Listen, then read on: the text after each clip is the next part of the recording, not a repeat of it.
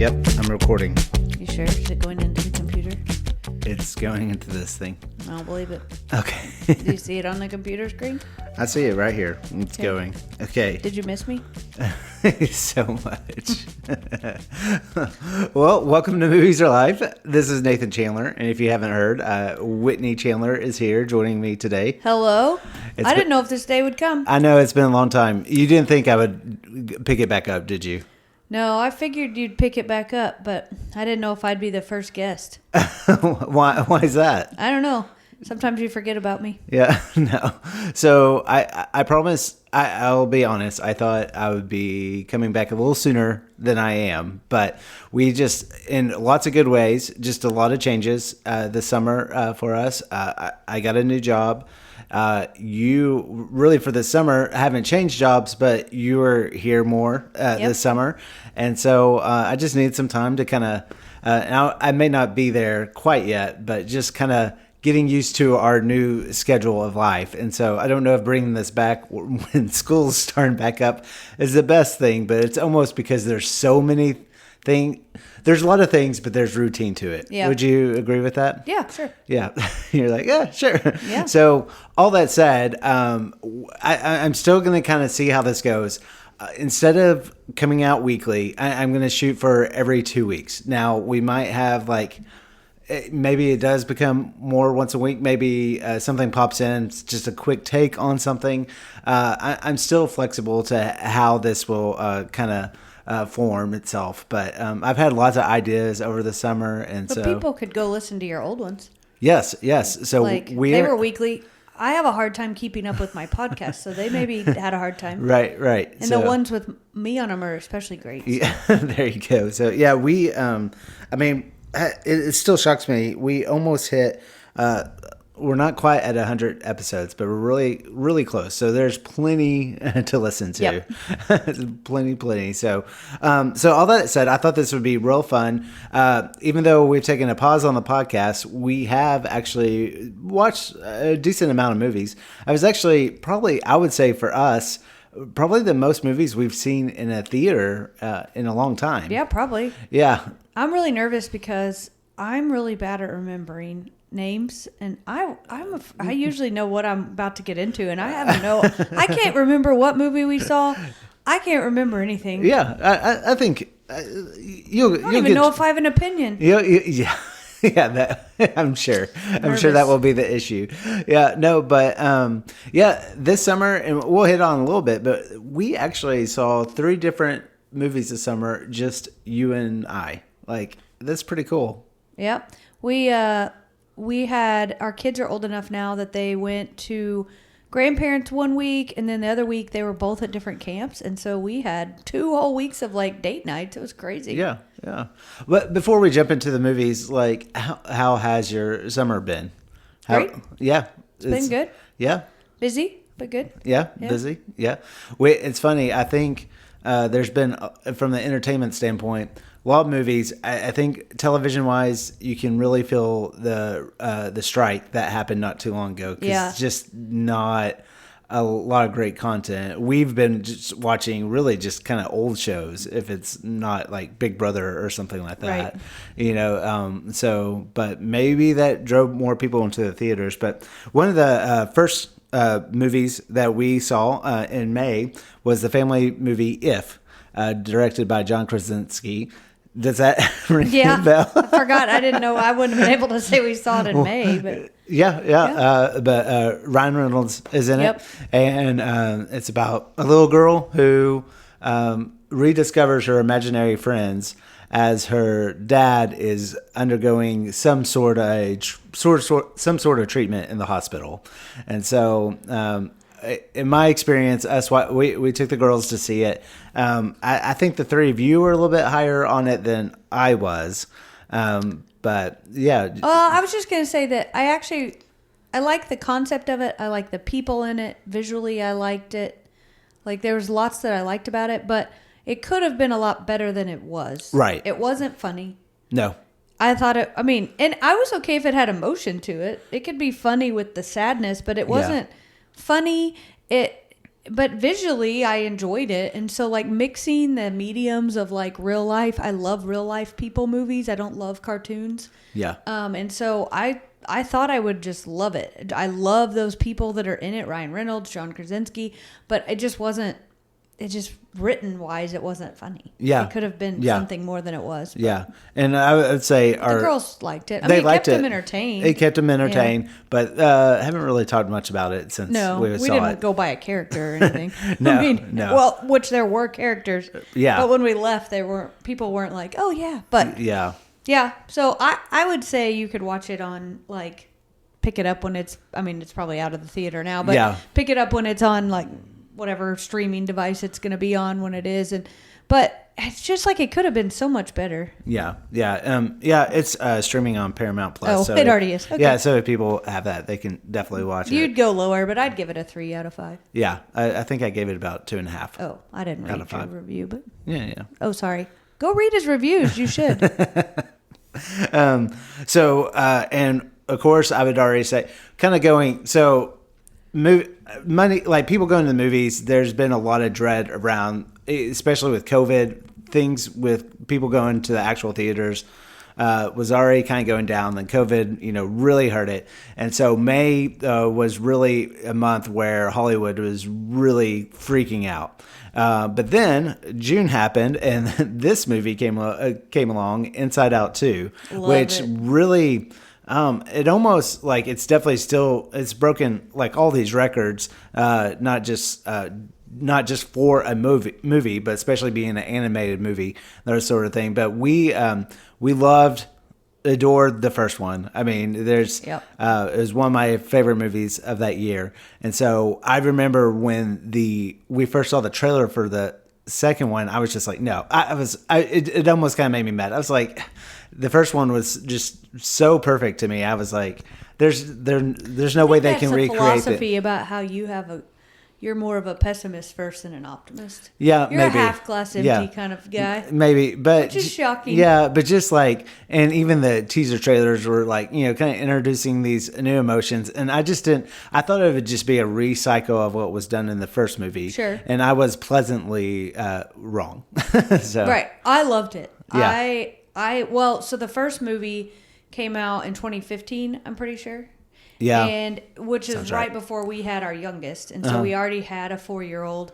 And so getting to watch it and then knowing we were about to have another baby was very like, it just was almost helped with parenting a 4-year-old with emotions, with a baby, all the things. And so going into this one, Hallie's is 13, our oldest. And then, just Hayden being 8, just introducing those new emotions, and it's like, oh, yep, they're just so dead on, like it's just shocking. Yeah. And then I think the world, we may talk about this later, but in speculation of what the movie was going to be about, it inferred it was going to be about all these like political issues, the times, and it really wasn't to me at all. It was literally, and it goes back to that whole everybody has these same emotions, no matter who you are. Right. Boy, girl. I say that boy, girl. This is about a girl. Some of that does play into it more because we have a family friend that was saying like they've never once had any thoughts like that Riley has in the movie, and they were like, but I see them in my daughters. Mm-hmm. But I think it's funny because he was like, I don't have any of those emotions about like embarrassment or any of those things, but. Yeah. And definitely hit home a little bit because Riley in this movie is almost exactly the same age as Hallie is. And so just the way they portray the friendships that Riley has, and just they hit these moments where it's like, oh my gosh, that is Hallie and her friends, like to a T, and how they interact.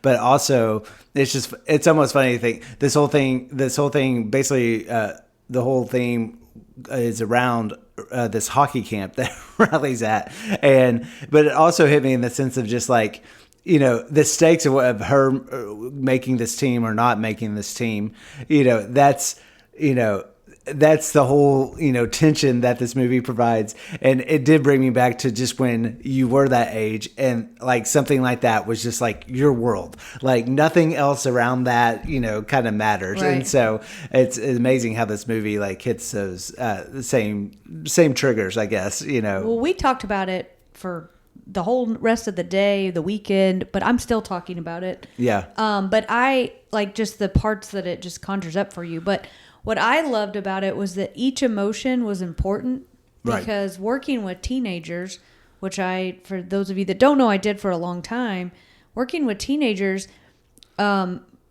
is it ennui? Is that how you say it? Yeah. Yeah. I've never loved that emotion. Right. Like I don't like it. I don't like the morose. I don't like it when people aren't excited about something. Like that's the one side of a teenager that just kind of wears on me. And so when that character was there, I was like, ugh, why is that? Like I was a little about it. Ennui yourself. Ennui about it. Yeah. But then I loved how it was important where that emotion taught Riley not to like go on and on about something, to fit in, and like made her like just a little calmer in that situation. Same with anxiety. Like it didn't paint anxiety as bad. It didn't paint anxiety as great. Like it was just is what it is. And when anxiety gets out of control, when any of them get out of control, so I just thought that was brilliant in how it showed that all of the emotions were okay, all of them were good, and all of them had a like role to play in an importance. I just thought that was really cool. Yeah. So definitely a great movie. So we actually were a little late to this one. I had kind of mentioned the movies that came out in May, and this movie was definitely a disappointment as far as the money that it generated. And we caught it right before it left the theaters in June, and we got to see, just us two, we saw The Fall Guy. So I wish I could. It was a disappointment. I loved it. No. How it did in the box office, it kind of disappointed, because it was supposed to kick off the summer season, and so far, honestly, the Fall Guy I think is my favorite movie of the year so far. Oh, really? I loved it. I thought just because, I mean, funny. Great action scenes, and we're not necessarily big like action movie type of people, but I thought it just reminded me of the 90s action movies that I grew up loving, like Con Air, The Rock, like that kind of tongue-in-cheek humor, but it's very it's trying to be one of those movies, but it's kind of winking at you at the same time. Yeah. And so I think it could have gone to a territory where that could have gone really bad, but it somehow was almost like a farce, but it also was a self-contained movie as well. And so I don't know. I loved it. And I loved it. Yeah. It felt like an old. You said action movie. I actually took it as more of a rom-com. Just how old movies used to be a variety of things. Right, yeah. I took it as one of those, like almost how Adventures in Babysitting was about the action of that, but it was also the story of each of them. Right. It's a very random thing to connect it to, but I loved it. I thought it was great. Yeah, so that was definitely one that stood out to us. Yeah, one I forgot to write on this list, and I probably should have the notes, more notes about it, but this isn't any kind of reflection on the fact that I forgot this movie. I just haven't even logged it on my letterbox yet, but we went and saw Babes, which is a very indie comedy. And I remember we wanted to go to the theater. None of the times worked out, so we went to this movie. And do you remember it at all? It took you a second. To look it up. Yes. Since you have it up, can you tell me like the two main stars in it? Yeah, sure. Babes is about lifelong friends Eden and Dawn, one single and one wanting a baby, in case you need a little thing on it. But of course they're in the top billed cast. Michelle Buteau is Dawn. Okay. But you all might know her right now as she's on that commercial for what's it for? I don't remember. Walmart.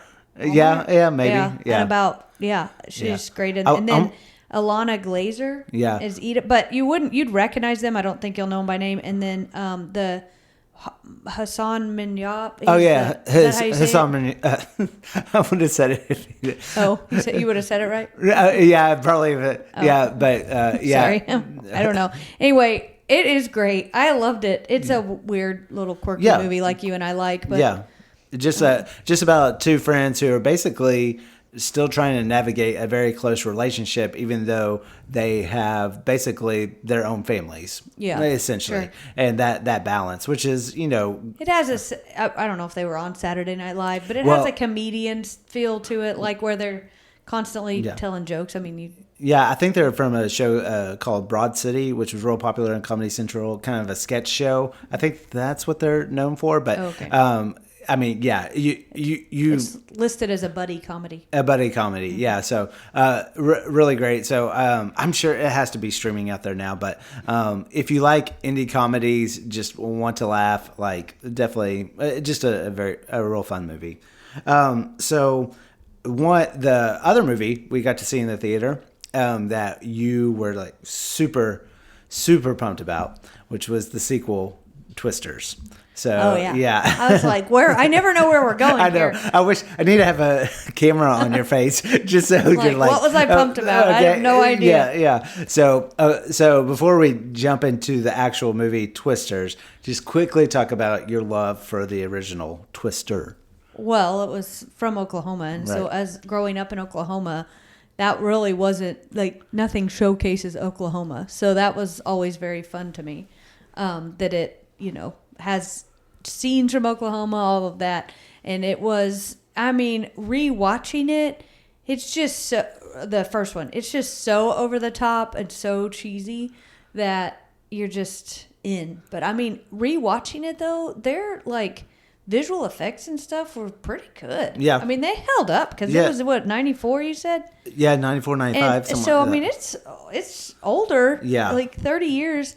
And it was very much like held up. Like Hallie watched it with us. She wasn't ever like, this is old. Like, she was in. Yeah. And so then we live in Norman where the National Weather Center is. It has all the stuff in it. So it has the Dorothy. Mm-hmm. It has a cow flying through the air. It has all the like visual stuff from the movie. And so it just has been one of those things that was prevalent in my growing up. Yeah, I just want to quickly say the National Weather Center, they have a cafe of sorts. It's go up in order, but it's called the Flying Cow. Yeah. So so we watched the original to kind of prep for this version, and so I guess what did you think about Twisters?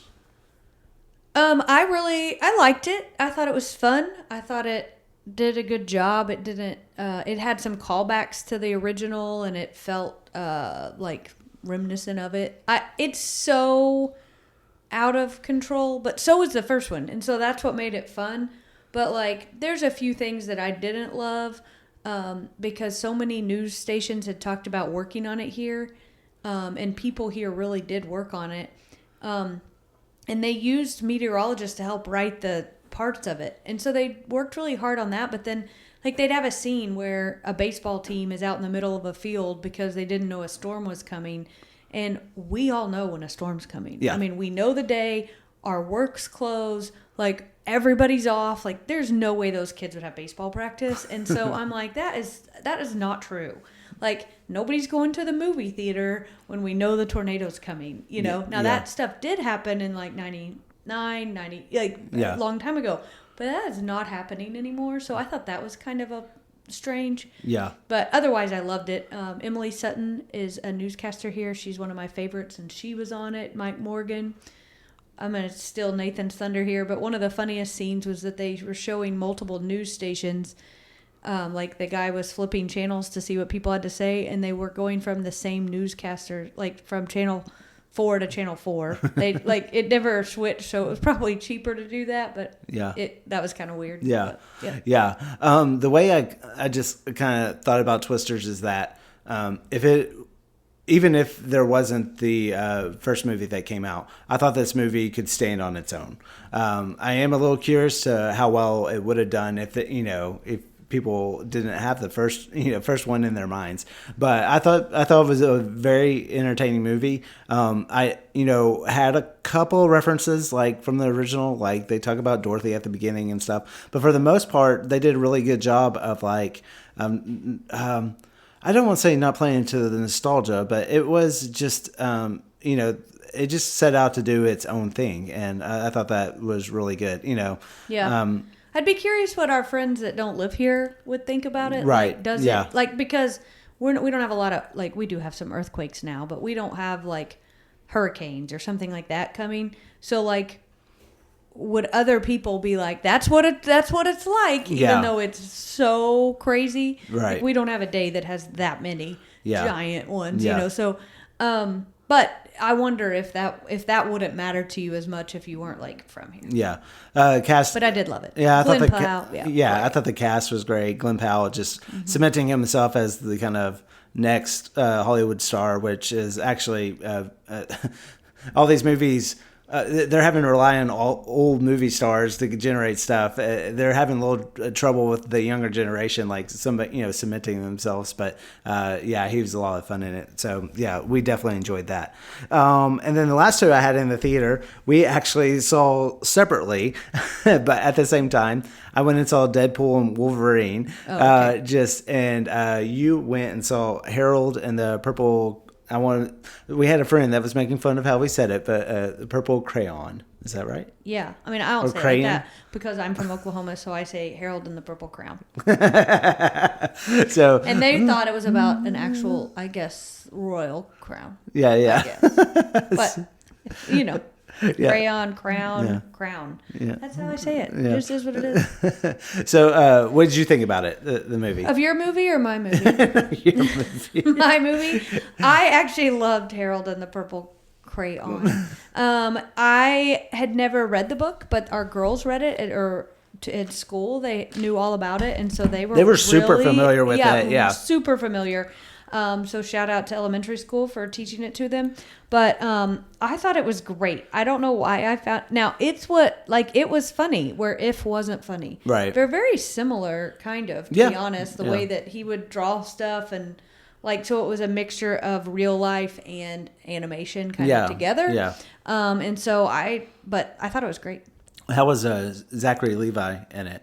He was great. I thought he was really funny, kind of tongue in cheek and sarcastic. Like he knew he was supposed to be the nicest human being ever because he hadn't been. It was a little like Encino Man, right? Oh, okay. Obviously not Encino Man, but Encino Man doesn't know what the world is to people. Yeah. So everything was rosy and wonderful in his world. Oh, okay. And so then he's dropped in, kind of like when Barbie's dropped into the real world. Same scenario.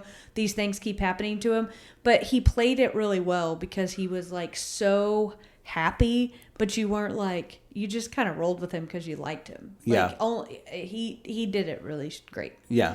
I mean, I think you needed Zooey Deschanel to be in it because she was a big name. Yeah. But she does look so stiff now that she was just kind of ugh. Yeah. But the little boy was cute, all of that. Everything else was good about it. Yeah. Yeah. So definitely. I'd watch it on whatever you watch stuff on. Yeah. Yeah. I don't know. Yeah. But it's still in the theater. So it's. My theater was packed. I was so crowded. I know. I was surprised when I was waiting outside the door. So, I won't talk too much about Deadpool and Wolverine, mainly so you don't fall asleep in that chair while I'm talking about it. But it's not the best Marvel movie ever. It did lots of things that just didn't work. They kind of phoned it in on some plot aspects of it, but it was still very enjoyable to watch if you had been a fan of the Deadpool movies. Ryan Reynolds is wonderful in it. Not funny in If, very funny in this. Hugh Jackman was great to see again as Wolverine, and you might have heard lots of fun cameos in the movie and stuff like that. It just relied on these plot points that really made the stakes very low, and just this theme that Marvel has been hitting on with all its property, it's just been overdone. But as just being able to kick back, and I knew to laugh and enjoy, I liked the movie. I don't think people necessarily have to run out to the theater to see it. But, is this movie making Marvel's back? I'm not really sure, but I think it was smart of them I think this was their only Marvel release in the theater this year. So they did a good job marketing it for sure. So anyway, that's my quick take on that. So I thought we would hit real quick on just some of the streaming movies that we watched that just came. I have no idea. Whitney's bracing herself for. I told somebody the other day that Nathan wasn't at this party that I was at, and somebody asked me what we've been watching because they know we watch a lot of TV, and I don't usually think of myself as like not able to talk or like incompetent in these conversations, but I could not think on my feet. I had zero idea anything we were watching. Like I couldn't think about anything. I just like sat there like I was like, so I don't know. I don't know what I'm going to say here. Yeah. So the first one, which I would say was a surprise to me because I had pretty low expectations because I didn't hear great things about it. It was actually our daughter Hallie because she watched it with your mom, but it was Unfrosted, the movie directed by Jerry Seinfeld, which is this fake telling of how Pop-Tarts came to be, basically. I think I fell asleep. Did you fall asleep? I didn't mean to. Not because that doesn't any showing up in the movie. That's just because I get tired. Anyway, it just reminded me of very different, but it reminded me of a movie like The Naked Gun. Once again, I think a theme this whole summer is a lot of movies have been making me think of other 90s films, but that kind of spoof. I mean, this movie is just joke after joke after joke after joke. There's a lot of people in it. I like that about it. A lot of cameos. I joked with my friends. I texted them. I was like, I didn't think I would ever say that I just watched a movie scene that contained Jerry Seinfeld, Christian Slater, and Peter Dinklage together, and that's what this movie is. Not all the jokes hit, but some actually do, and a great like Friday night just throw on, And if you fall asleep, fine. If you wake back up, you're not gonna that's be how lost. I felt about it. I enjoyed it. It was great. Really, me falling asleep doesn't mean anything. Go watch it. Maybe I should watch it again. Yeah. Okay. This one I think you might have a little fun with, but we watched the documentary Brats, which is basically about Andrew Reynolds, right? That's his last name. But anyway, he was part of the Brat Pack. And basically he's, what would you say, 60-ish now?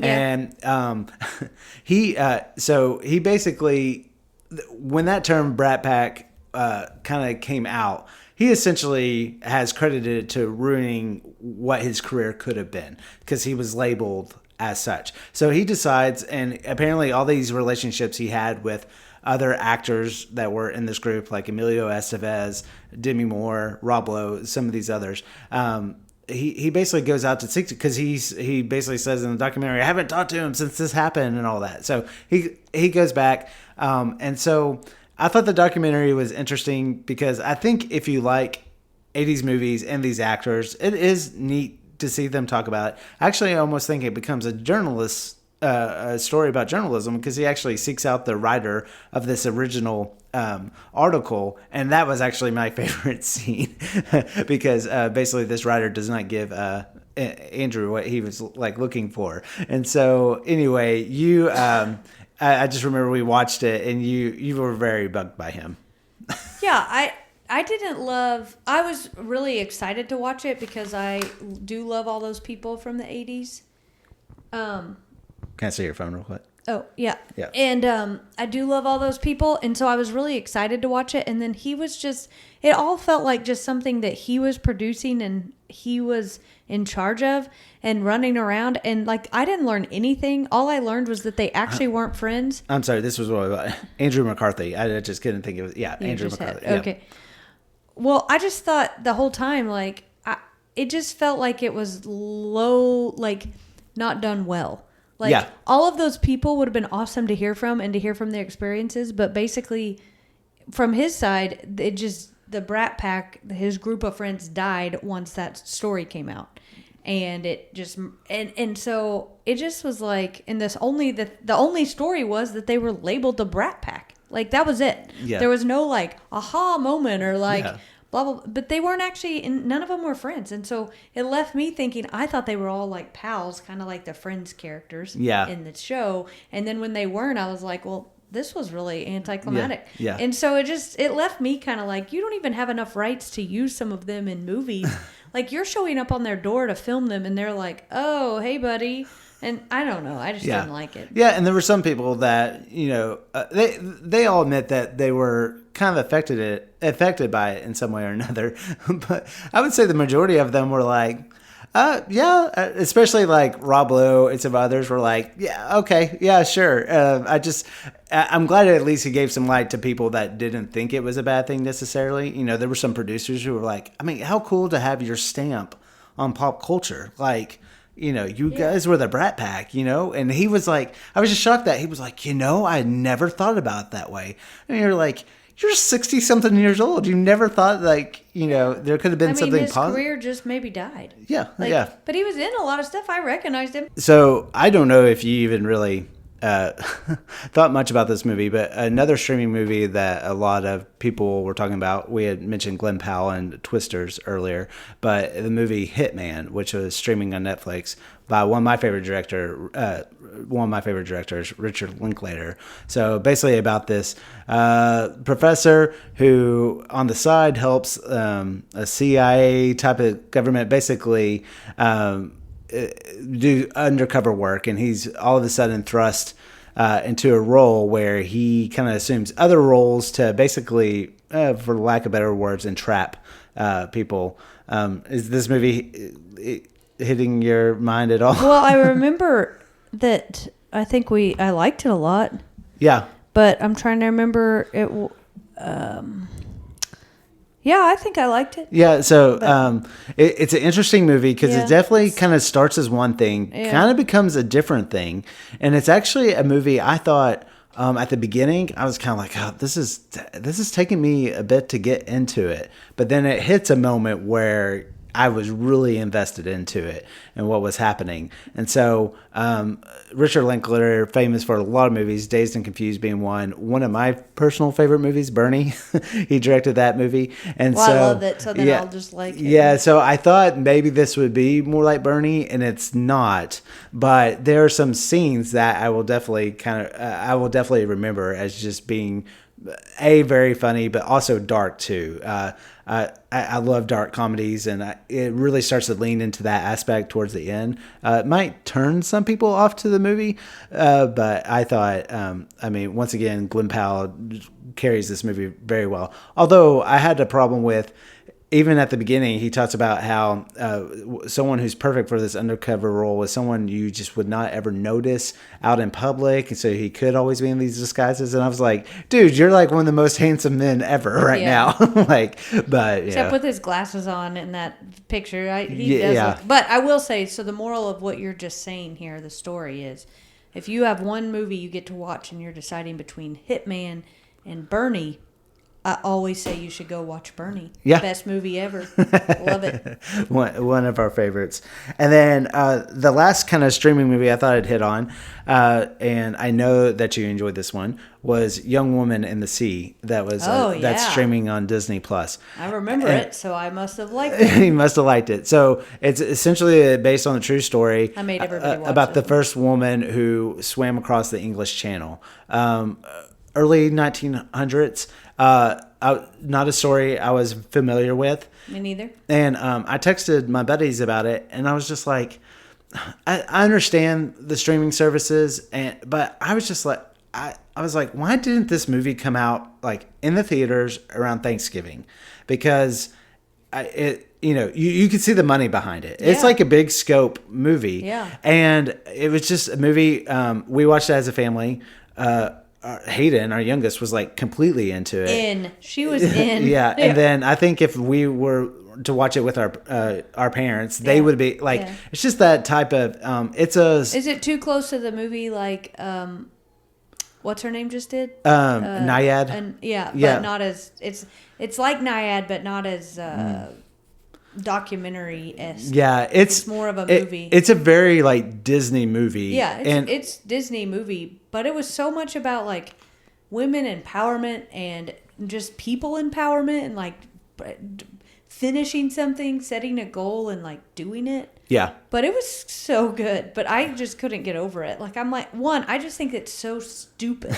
Like I don't want to open water swim anytime, but let alone like for 24 hours. Like, why do you want to do that? Like, the way they're having to eat food and like nourish their body while they're doing this swim is just like, why do people do this? Yeah. Same with Naiad. Yeah. But maybe it's because they were the same. But I watched both movies. I really like them. So obviously I'm into people really punishing themselves in the water. I guess so. But I liked that Yeah. movie. I would recommend Yeah. watching it with your kids. I mean, Hayden's 8 and she loved it. Yeah, yeah. It has, like, for a PG movie, it has, it's a little dramatic sometimes because Yeah. it deals with kind of near death type of stuff. And Yeah. it's used for comedic purposes. You see a bare butt really fast in one scene. Yeah, I was just, yeah. And, very Disney. It's kind of, they're left a lot of stuff where I kind of actually wondered what the real story was. I mean, it's It's a true story, though. it's a true story, and even at the end, I won't ruin the end. But what is portrayed that happens in New York City, I was like, "There's no way." And then at the credits, they showed some pictures to back that up, and I was like, "Oh wow, okay, yeah." Yeah. And just a little surprising. Well, should it be surprising that we hadn't heard of this story before? But Well, no. no. But Yeah, but really, so that was the majority of the stuff that we've been watching. I watched a lot of documentaries this year. A lot of them that have touched on just like kind of, I would say, well, one's Jim Henson, Idea Man. It's on Disney Plus as well, directed by Ron Howard. I was a huge Jim Henson guy. There's a documentary about Steve Martin streaming on Apple TV that I loved. I mean, Steve Martin, he's a hero is too strong of a word, but just always one of my favorite entertainers. That's really good. The Greatest Night in Pop, which is about the making of the song We Are the World, which is really good. And then we mentioned Brats.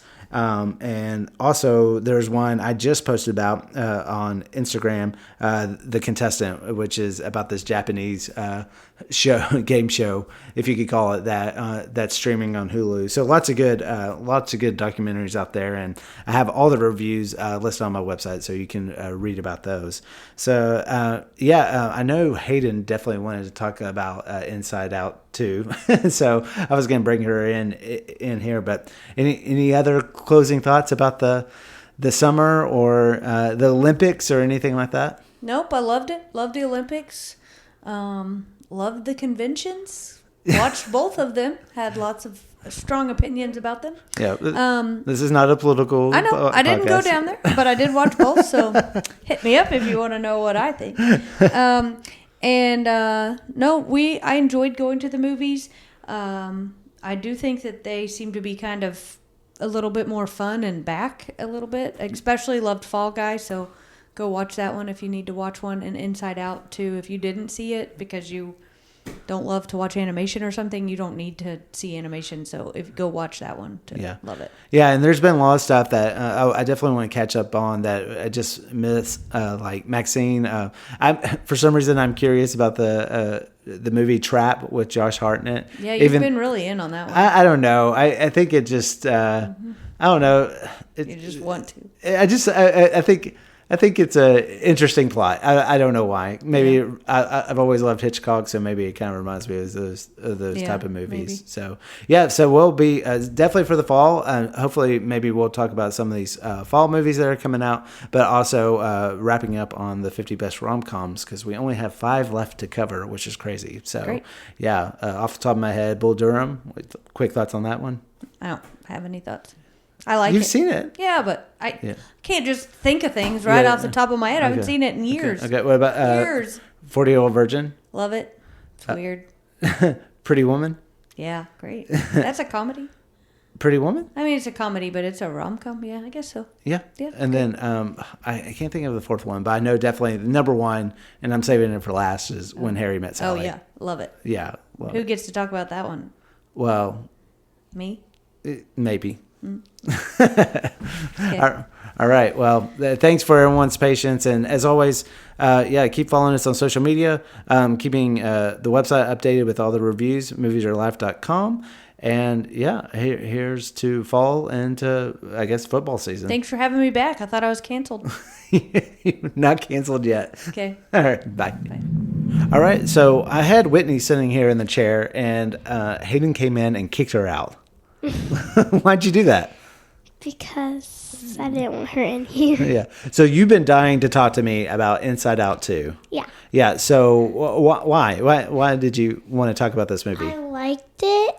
I don't know if I like Inside Out 1 or Inside Out 2 better. Oh, yeah? Like, I think I might like Inside Out 2 better because it has more, like, scenes and stuff because there's more characters. You like the extra characters? Which one of the extra characters did you like the most? I liked Embarrassment and Envy. Oh, yeah, yeah.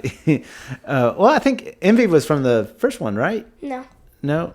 She was a teal short girl. Oh, yeah, that's right. Yeah, you liked her. So, yeah, Embarrassment has some good, funny moments. Like, yeah.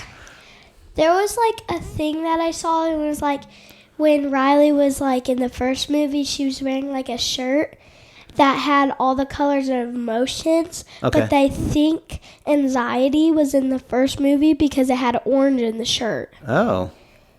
Maybe. And, like, hidden or something, or didn't have all her anxiety. Yeah. So I don't know. What'd you think about that character? I liked her, but she was, like, a lot of, like, stuff to watch, too. Yeah, it kind of made me a little Dizzy? nervous. Dizzy, yeah. A little nervous, I was going to say. Yeah. When she was having the, like, anxiety attack, I couldn't watch the whole thing because it was, like, making my eyes go crazy. Yeah. Do you ever get nervous or anxious about anything like that? Kind of. Yeah. You've done some tryouts Yeah. and things like that, haven't you? Yeah. Yeah, you usually don't get too nervous about it. No, but, like, there is some nerve for everybody when you're doing something. Yeah. Yeah. Who was your favorite character? My favorite character? From the new ones. From the new one? Oh, man. Embarrassment was pretty funny.